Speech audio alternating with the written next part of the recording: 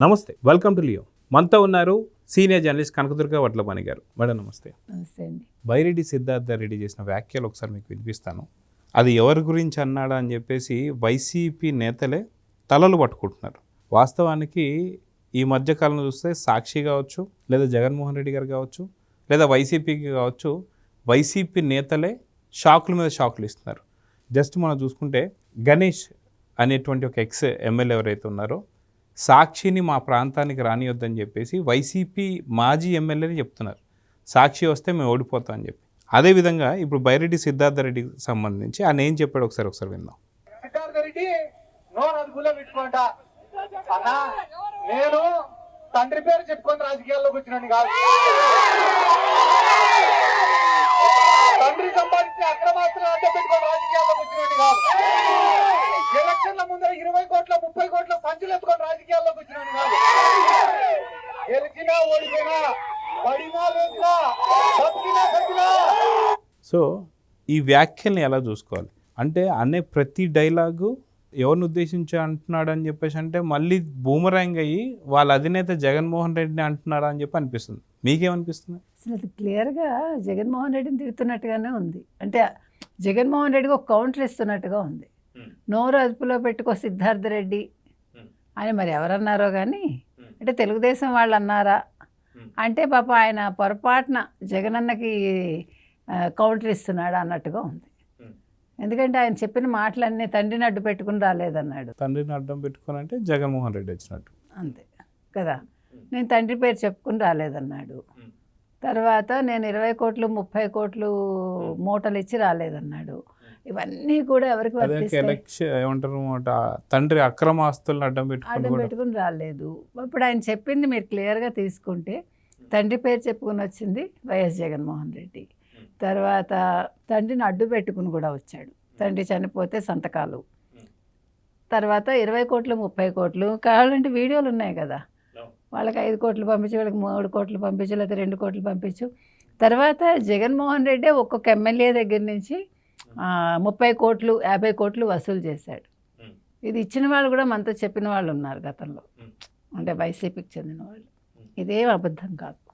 వాళ్ళ ఆస్తులు అమ్ముకుని మరీ ఇచ్చారు. అక్రమాస్తులు, తండ్రి అక్రమాస్తులు. కాబట్టి ఈ పాప ఆయన పడినా ఓడినా ఇక్కడే ఉంటామంటే ఉండు, నీ కర్మది. ఇప్పుడు మన నాయకుడు అనేవాడు ఎలా ఉండాలంటే మనం చెప్పుకునేలాగా ఉండాలి. నువ్వే పార్టీ అంటే, ఇప్పుడు మీరు చంద్రబాబు నాయుడు అనగానే ఏమనిపిస్తుంది? ఇవాళ అమరావతిలో అంతర్జాతీయ ఎయిర్పోర్ట్ వాళ్ళు 60 yearsకి ప్లాన్ చేశారు. Can you believe? 60 yearsకి ప్లాన్ చేశారు.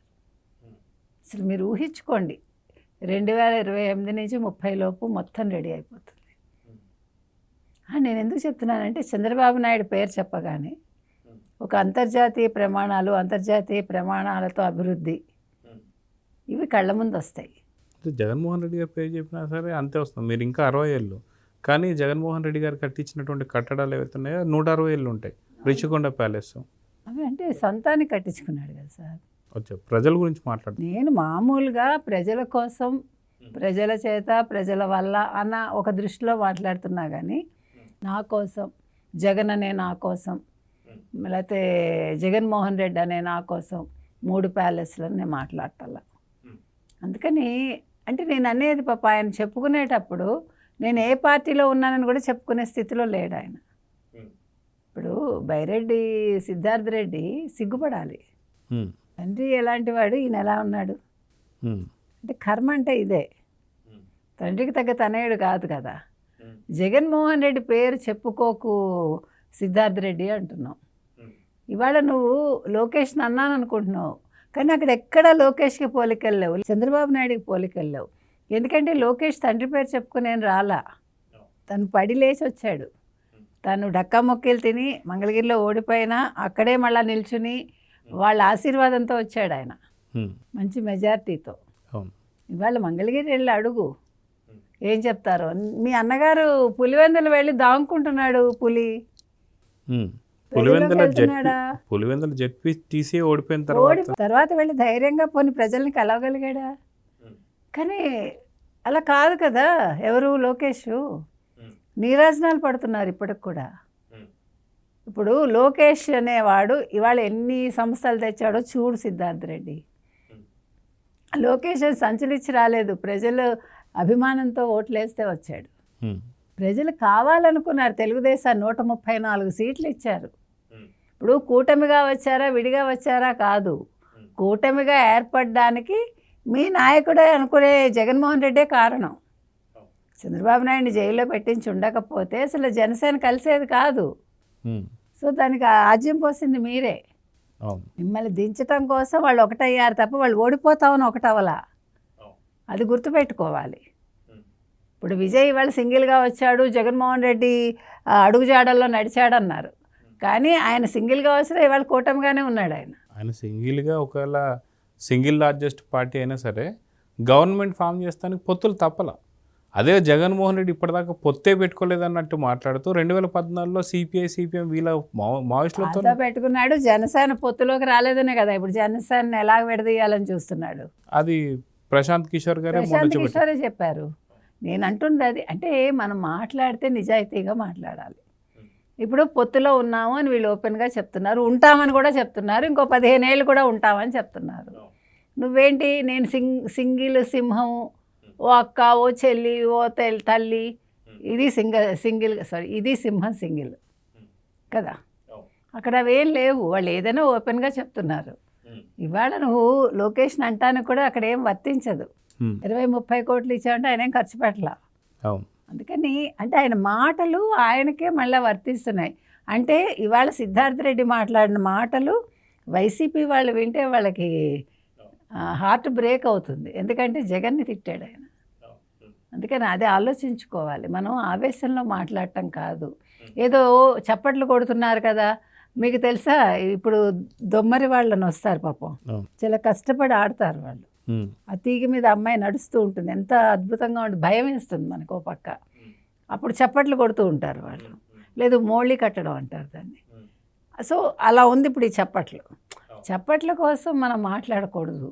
బికాజ్ నువ్వు ఒక నిజంగా మంచి రాజకీయ నాయకుడు కొంచెం సీనియర్ అనుకుంటే నువ్వు వాళ్ళని సంతృప్తిపరచడానికి కాదు, నువ్వు రాజకీయ నాయకుడిగా ఏం చేసావు ఏం చేస్తావు అది మాట్లాడాలి. పనికి మాలిన మాటలు అంటారు ఇది.